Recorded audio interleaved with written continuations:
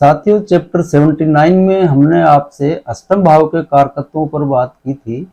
आइए अब बात करते हैं नवम भाव के कारकत्वों पर। शारीरिक दृष्टि से देखें तो जांघें और घुटने तक का हिस्सा नवम भाव के अंतर्गत आता है।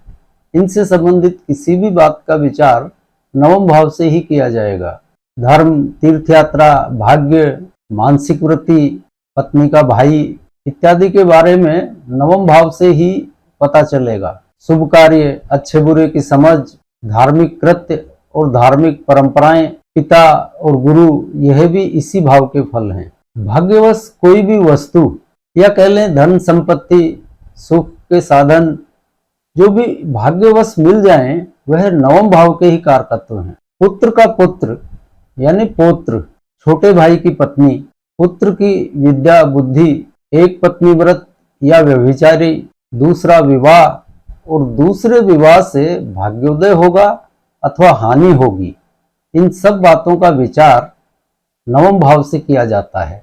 आपको जो फार्मूला हमने बताया उसके हिसाब से आप भावों का संयोजन करके देखेंगे तो अपने आप आपको समझ में आ जाएगा कि यह सब नवम भाव के कारकत्व क्यों हैं। इसके अलावा भाषा, दर्शन शास्त्र या कह लें उच्च विद्या नवम भाव से देखी जाएगी।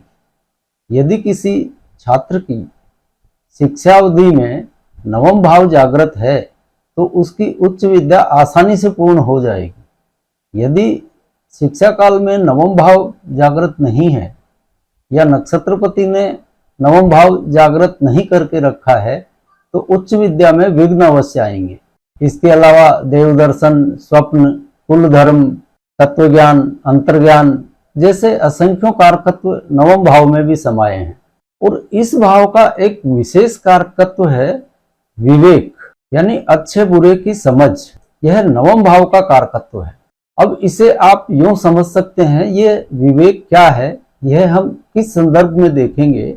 देखिए, इस संसार में सभी ईमानदार हैं, सभी बेईमान हैं, लेकिन आदमी को यह मालूम होना चाहिए कि उसे किसके साथ ईमानदारी करनी है और किसके साथ बेईमानी करनी है। एक ही लठ से सबको हाँकना यह विवेक नहीं होता है। जैसे अपने प्रोफेशन में हर आदमी झूठ का सहारा लेता है। आप एक उदाहरण से इसको समझिए। जैसे हम कपड़ा खरीदने किसी दुकान पर गए, उसने अनेकों कपड़े हमको दिखाए लेकिन पसंद नहीं आया। फिर वह दुकानदार क्या कहता है अपने नौकर से कि अरे जा, कल वो जो नया लॉट उतरा है वो लेके आ, साहब को वो दिखाओ। अब वह जो लेकर आया है, जिस कपड़े की वह बात कर रहा है, हो सकता है वो 5-4 साल पुराना ही हो, बोल तो झूठ ही रहा है और वो उसको नया करके दिखा देगा। तो यह झूठ चलता है, यह प्रोफेशन का झूठ है। धंधे में कोई आदमी ईमानदारी करके चलेगा तो बड़ा मुश्किल हो जाता है और इसमें किसी का नुकसान भी नहीं है। लेकिन यही आदमी यदि घर पर जाकर भी ऐसे ही झूठ के पुलिंदे बांधने लगे तो वह गलत है। तो इस जरा से फर्क को आप देखिए, यही विवेक होता है। इसी को विवेक कहते हैं, अच्छे बुरे की समझ। यानी किसके साथ क्या व्यवहार करना है उसकी समझ होना, यही विवेक है। इसके अलावा हमने आपको पहले भी बताया था कि नवम भाव भूतकाल का है, तो पास्ट से रिलेटेड जितने भी विषय हैं वह सब नवम भाव से देखे जाएंगे।